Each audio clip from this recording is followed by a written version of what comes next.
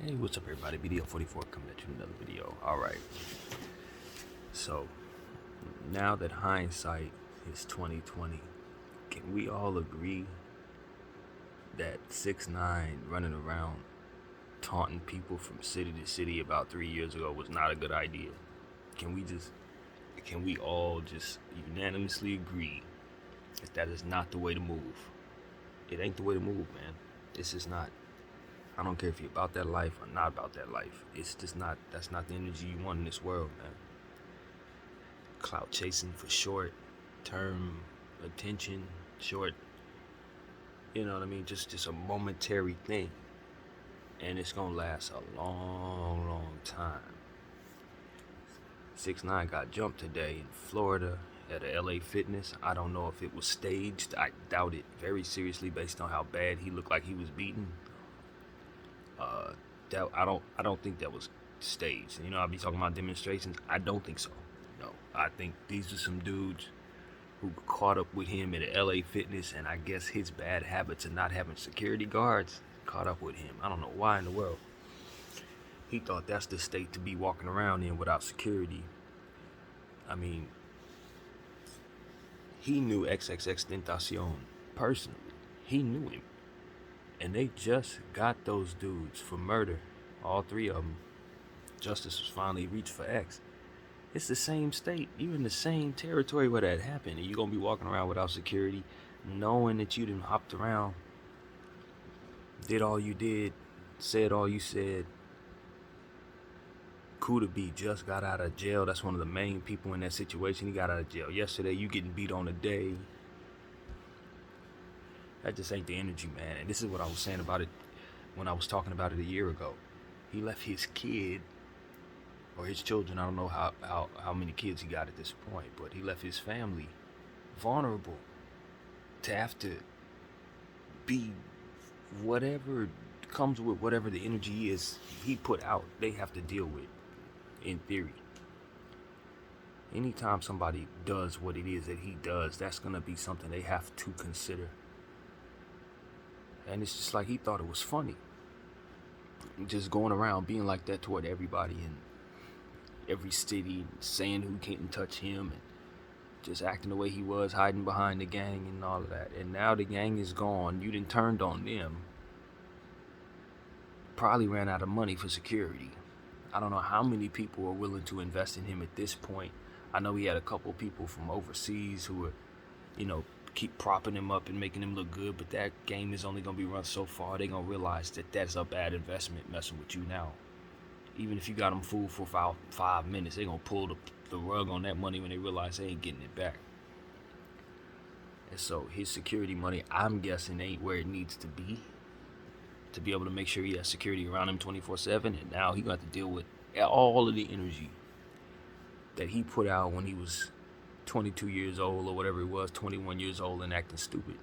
He's a little older now, and I don't know if he's grown any, but now he got to pay all those bills. Now he got to cash all those checks he was writing. So,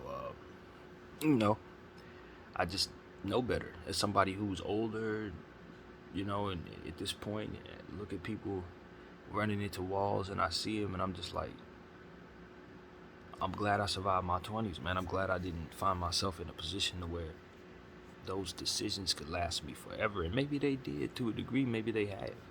But you just want to be able to get out of that. You want to be able to get out of that without having long-lasting consequences for choices that you make when you're not mature enough to realize you're making them for life. And making them for others. Pride yourself on saying you love your family and your kids, but you leave them at risk when you toy with certain energies. And that's what he did. He toyed with energies. And I'm watching people do it every day. So I come on this channel and I say, aren't we now clear and aware that all that nonsense that 6ix9ine was engaging in was not to his benefit in the long term? Not in the long run. Because I tell you right now, he gonna need to hire security for real. He gonna need to do that. I don't know if he has the money to do it or not, but he better have some.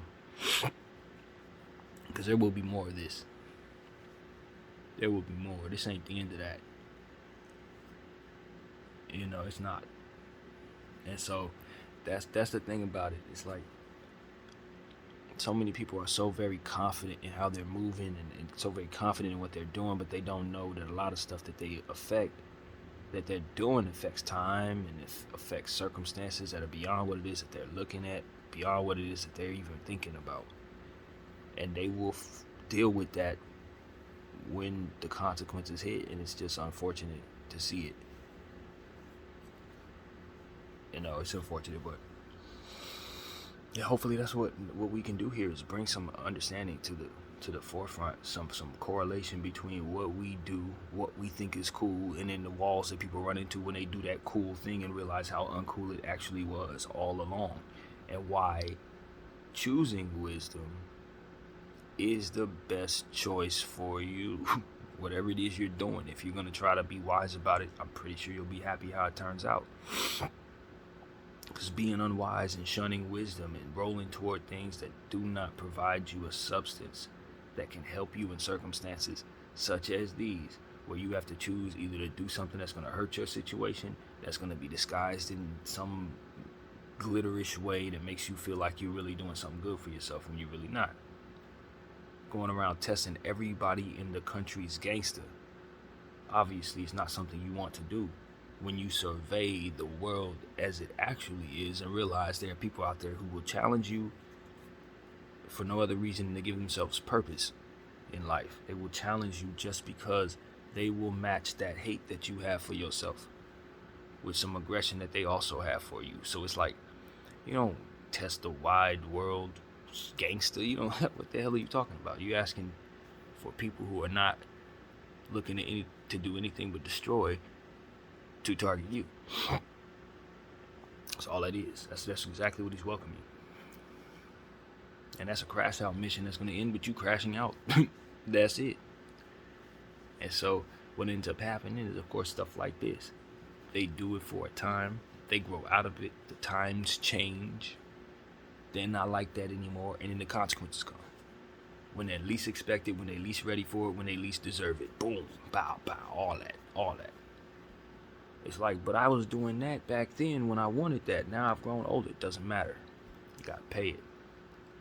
You got to pay that toll. And that's what it's like for a lot of people in this world. It has to be some guidance from people who see the wall they're running into to tell them, yo, wall.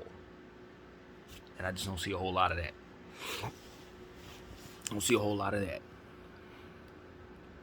And so that's what I try to bring to the table. Yo, wall.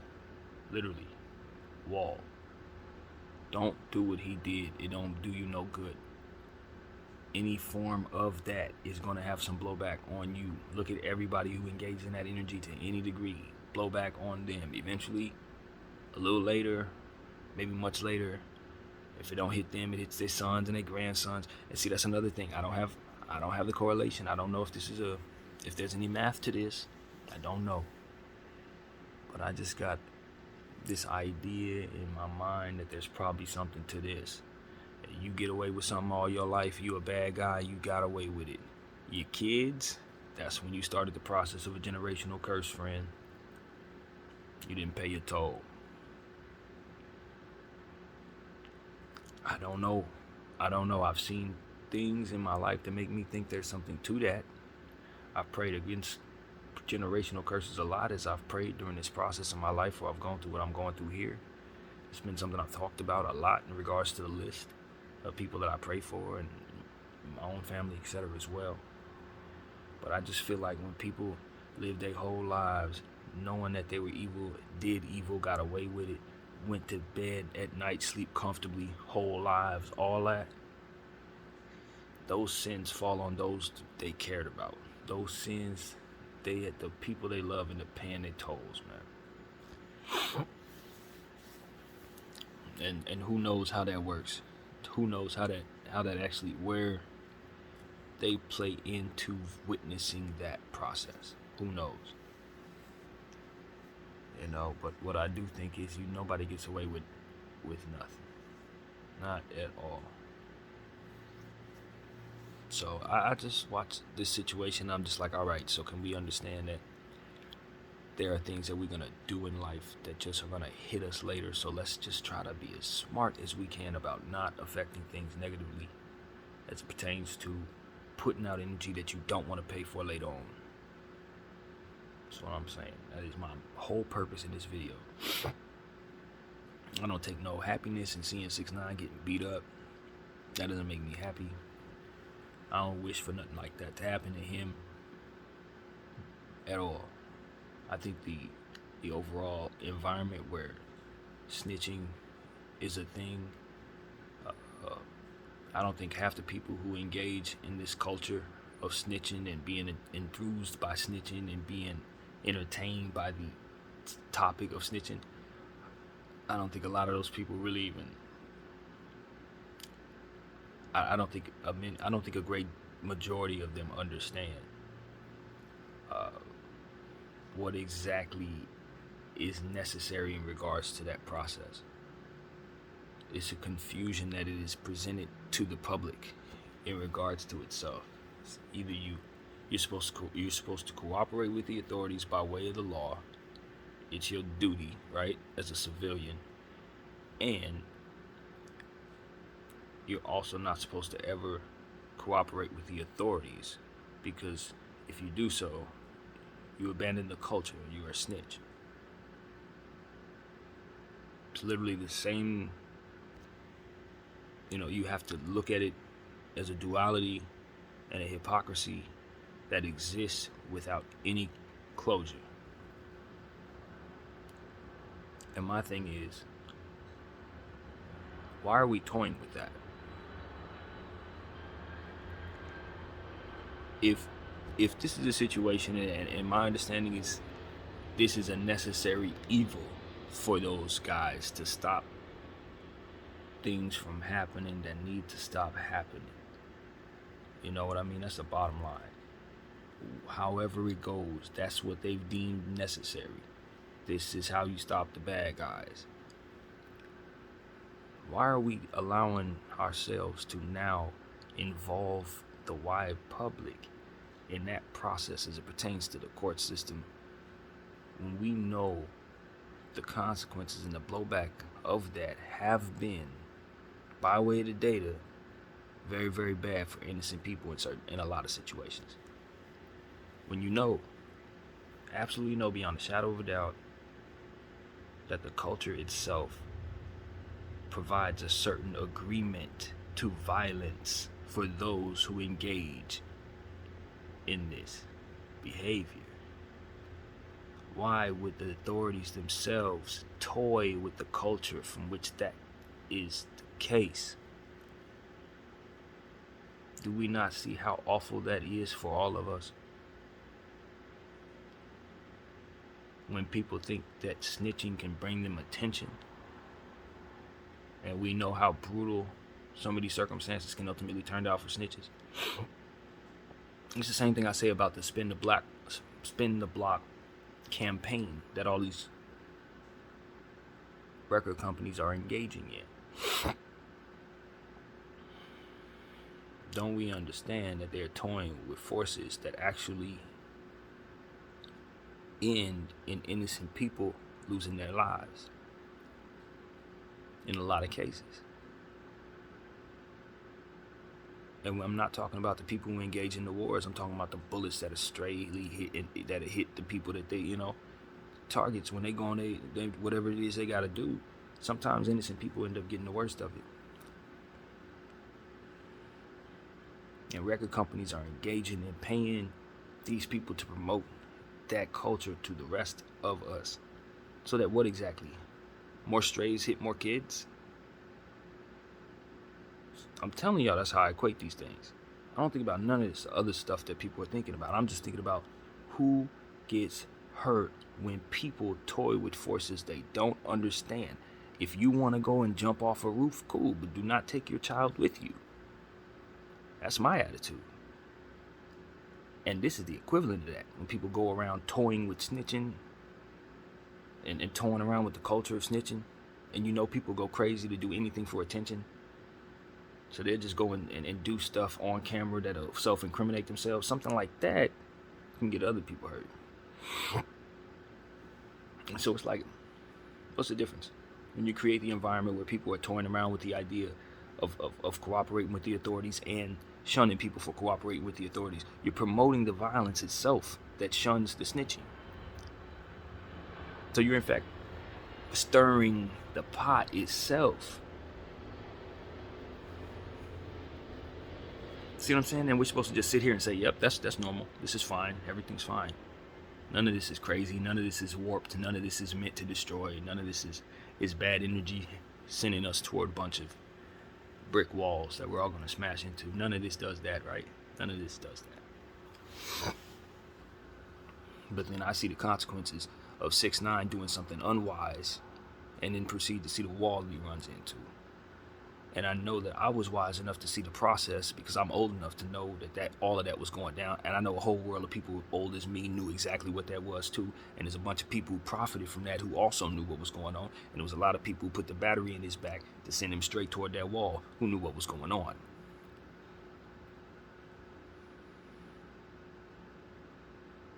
I don't care for the subjects. I look at the people who create the environment. Just like I tell you guys, I try to connect to the source.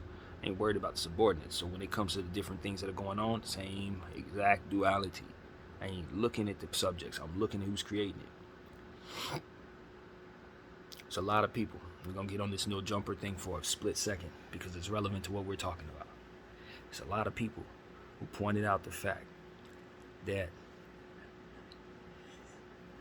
Adam 22 brought on some guys who had some type of slave joke that they made that Adam 22 chuckled at, and he got a lot of blowback for it. A lot of black people were pissed off that he laughed at the slave joke. Did anybody hear the joke?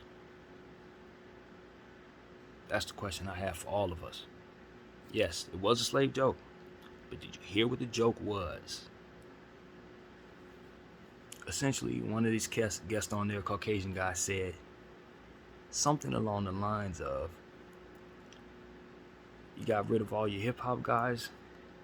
They said, dang, Adam. Something along the lines of, yeah, you trying to turn this thing into a record company? Something like a record company slave owner or something like that? Essentially, he was pointing out that record companies also have situations where they will hire hip-hop people, have internal conflicts, or hire ops of each side and sign them both to the same label, and then proceed to watch them fight each other like dog fighting or something like that. We know they're doing that. He was highlighting that in his joke. People are mad at him for making the slave joke, saying, oh, Adam, you brought on white supremacists. Bro, they highlighted one of the most important black topics we have in our culture today, and that is these record companies and this government coercing our kids into brick walls by way of these cultures that they're very comfortable promoting and then pretending to ban. You understand what I'm saying? I watched them do it when I was a child. I'm not stupid. You promote this music and then proceed to ban it, and then act like you're trying to save the planet.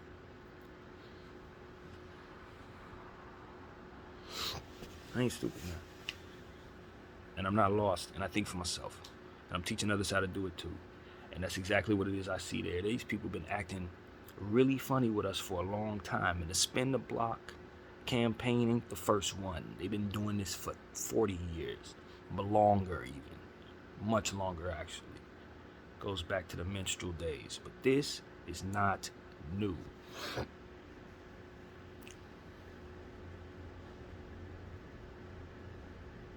So I actually appreciated Adam 22 for having that topic on his channel with nothing but white people on board.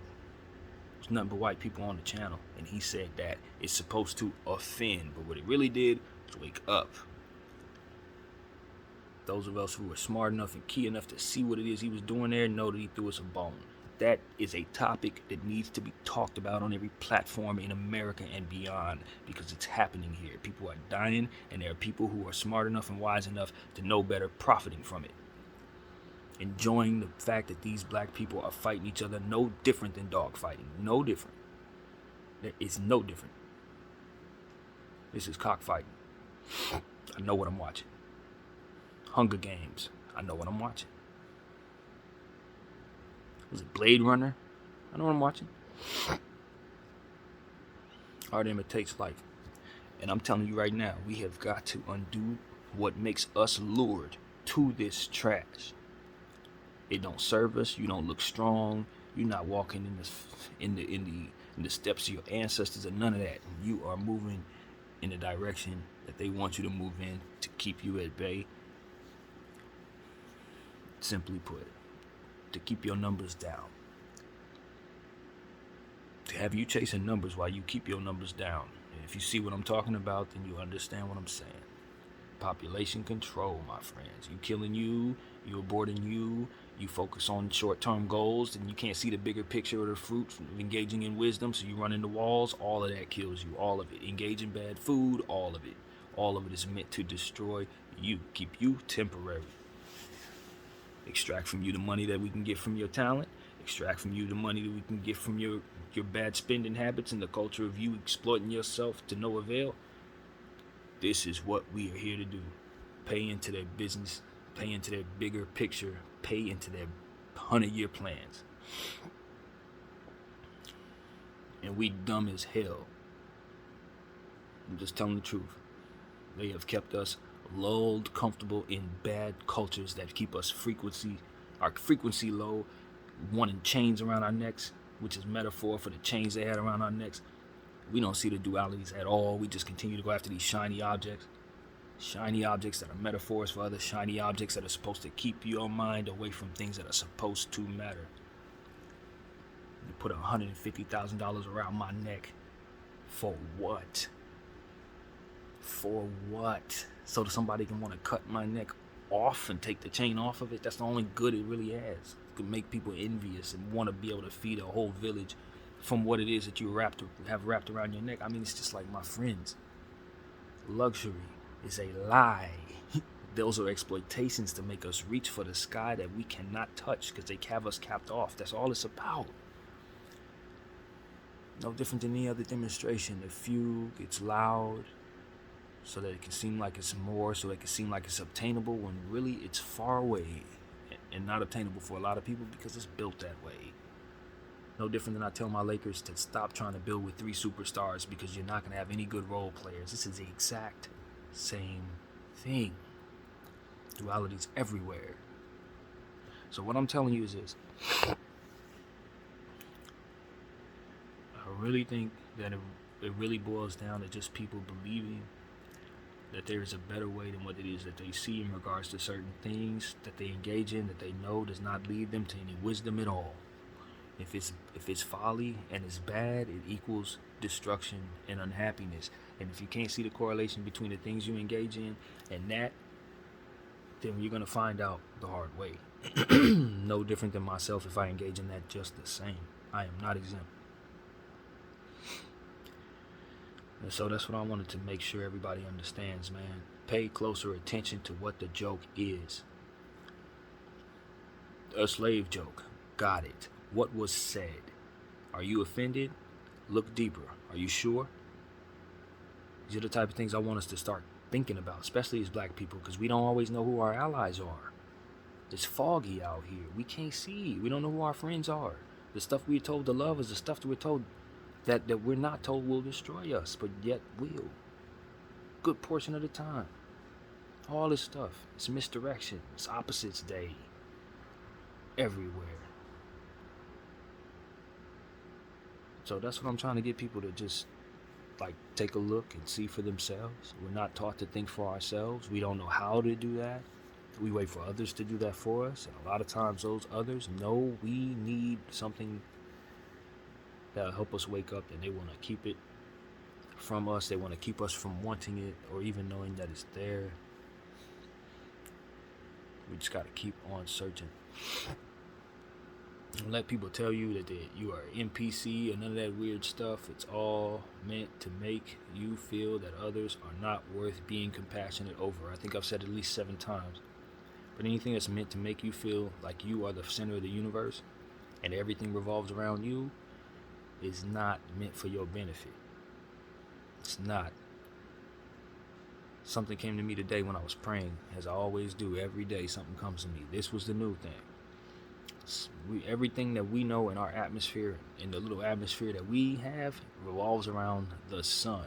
It is the center of everything we got going on. However, in the grand scheme of space, all of space, it's just one star. It's not even the brightest one. It ain't the biggest one. It ain't the brightest one. It's just ours. It's just the one we rotate around. That's the significance to the sun in comparison to the rest of the solar system.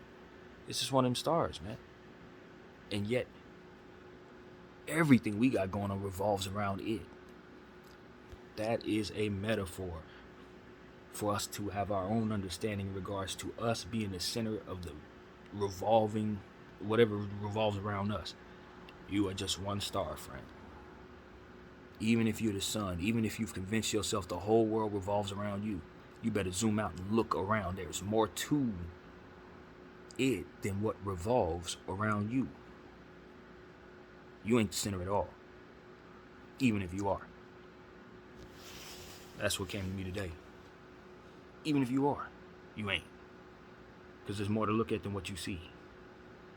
And there's more out there than what's revolving around you, or what you are. You know what I'm saying? So that's what I understand. The smallness of self and how empowered you can be when you surrender to that understanding. Because without it, a lot of times we just have false bravado and false sense of security. You really have no security over certain things, no matter how much control you have. So when you surrender to certain things and accept that you don't have security over certain things, you are actually empowering yourself against those things to some degree. Allowing what is inevitable to be something that you no longer stress over in any way, shape, or form. These are the type of things that we got to train ourselves to do in a world where we're taught to be basically robots and consumers. You got to teach yourself how to be calm, how to be okay when you don't get what you want, those type of things, how to want the right things, and to tell yourself, no, that's not what I should want, even though everything over there is luring my psychology toward it. I know that if I have the wisdom attached to what is best for me, I'm going to stay away from all that shiny, glittery stuff. And see, that's the type of stuff. It's like I want us to understand that. You know, I'm very happy to see people like Black China and K. Michelle and several others who are allowing young girls to know that they are taking some of those, shots and different things out of their bodies. They're trying to get their body back to where it looked before they decided to do those things. It's okay to do so. It's okay to do so. That's what I was trying to put on this camera in the best way I knew how. In several therapy sessions I've spoken about it. That was not meant for your benefit. It's not. You know, when they made it so that was cool, and when they made it so that was style, or status is the word I'm looking for. When they said you had to have a fake body in order to have status, that's when I realized they were trolling us. You know, big red shoes, same thing. Sometimes, ever so subtly, the machine itself can insert certain things in there just for folly, and we will run with it and never catch it. Never catch it. What I think they were doing, I'm telling you, what I think they were doing was making fun of the way people used to wear bustles back in the day, where they squeeze their stomach real tight and push the back out. You know what I mean? With the bustles, it damn near destroy their ribs and kill their entire intestines, trying to squeeze their stomach so tight that they just took that look and manifested a way to make millions and millions of dollars. To say, okay, we can take augmentations and make it normal. Since people don't care about decent proportion anyway as it pertains to the way they want to look in the past, we can just take that to a different level and give them huge boobs and huge butt, and they could just look like ants, literal ants, and they will walk around proud, and we can make hundreds of $1,000s off of this every single time they do it. And I think that's what it manifested into. They never wanted that to look proportionate. They never wanted you to actually look good. No, they wanted to see how far they could take it. Okay, let's make them look even more strange. And they did it to celebrities. They cut them all up. Oops, botched surgery. Oops, no, there wasn't no oops. They were playing. They were messing with these people. They were destroying their faces, destroying them for culture, so that you would turn around and destroy yourself too, and would want to, and would pay them to do it. I legitimately think that's what that is. Big red shoes, man. Social experiments. How ridiculous can they get? I'm telling you. A lot of this stuff ain't for nothing but to keep us talking and get us thinking about stuff other than things that'll help us be peaceful, happy people. I'm telling you. Stuff that'll make us run toward quickly ruining our energy. Whatever peaceful energy you find, you engage in what it is they tell you to, you're going to find yourself angry, scared, apprehensive, judgmental, all that. You're going to be all of that. You sit there and look at that phone and you follow everything that they want you to follow. You're going to engage in energy that's going to make you an asshole. That's just what it is. You're going to see enough people that'll push your buttons the wrong way and will trigger you the wrong way till you will walk away. Bad energy. It's what it's designed for. You're going to be either lustful, trying to throw your money at something you ain't got no business doing, some combination of both. All of it. Making you think you don't need no family household structure, make you feel like you don't need to eat healthy, don't make you feel like you don't need to do certain things, otherwise benefit you. And you get more stressed. You feel like you have to work harder. The money goes nowhere in a lot of cases. And it's like,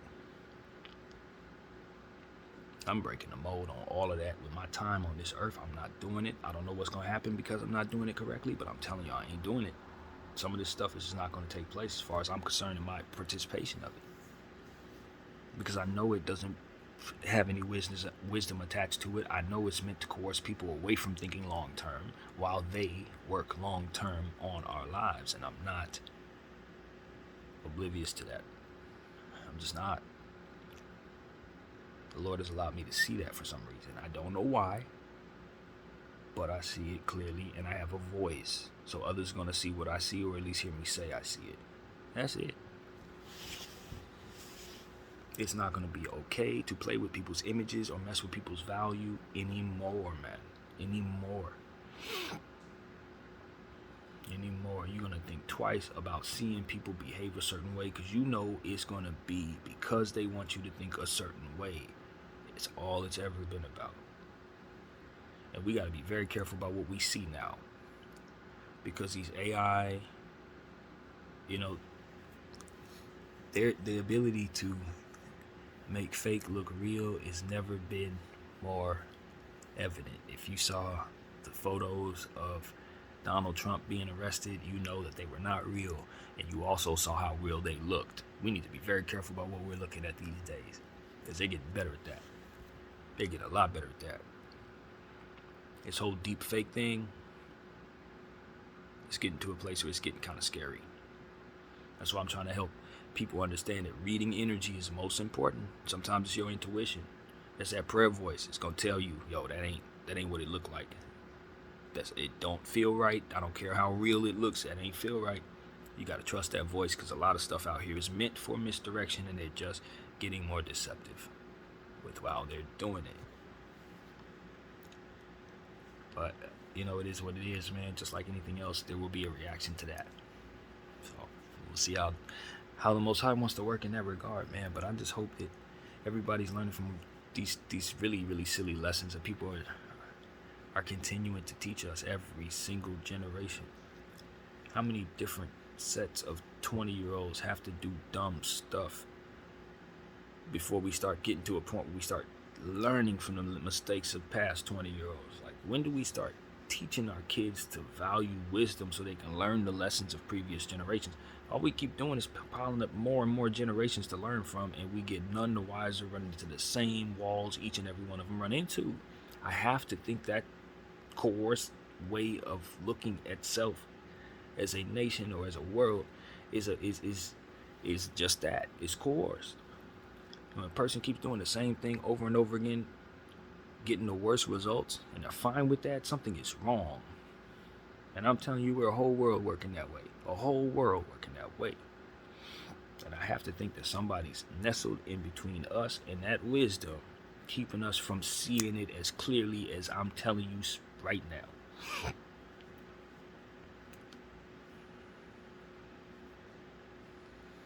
And we still want to engage in the same stuff. I don't get it. And something else came to me too. I'm thinking about some of these holy wars, some of the wars that have been going on in places where they've never not fought. I prayed about those things, a lot about those things. And I think that what came to me was those wars are in place to keep people doubting about where to place their faith. They are fighting metaphors for doubting whether or not you should place your faith in God to begin with. When I listen to a lot of people speak about God and why they don't believe in God, they usually point at the fact that people fight over God. That's why they fight over God. It's exactly why they fight over God, to keep people like that not believing in God because of the fighting over God.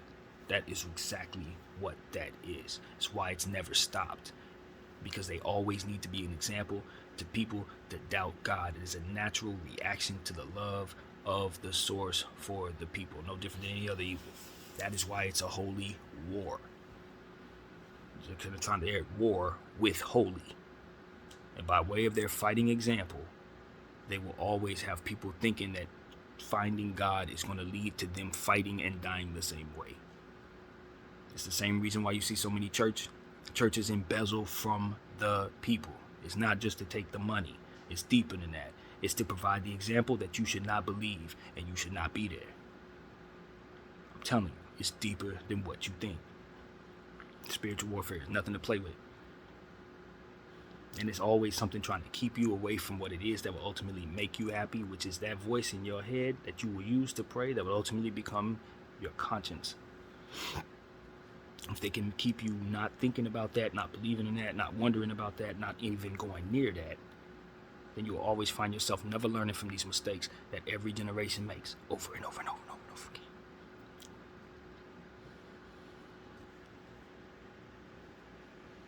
Yes. These are the things that I know I need to say. And that's why I move the way I do, and I speak in confidence, and I don't even care, because I know that he's speaking through me. He wants me to tell you things that maybe no one's ever said before. But that is exactly why there are holy wars. It's so that you doubt faith. It's exactly why they're there. They may not know it. They think they're fighting to please God. I don't know if what they do pleases God. Maybe it's a necessary evil. I never understand these things. Don't pretend to. That's the part that hurts. I'm not sure this isn't what he wants. For the grand scheme of the balance of things, maybe they need to fight so that we have this example, so that great people can come about and show this. When it comes to God, man, if it's here, he wants it here. That's basically what I've come to understand. Now, why? I don't know. But that's just what it is, obviously. For the rest of us, we have to just live with it. But I'm telling you, they're there for us to doubt. They fight, and they fight, and they never stop, and they never choose love. They just continue to fight in the name of God. And the only thing they accomplish is keeping people from believing in God. BDF 44, I thank you all for watching. I'm out.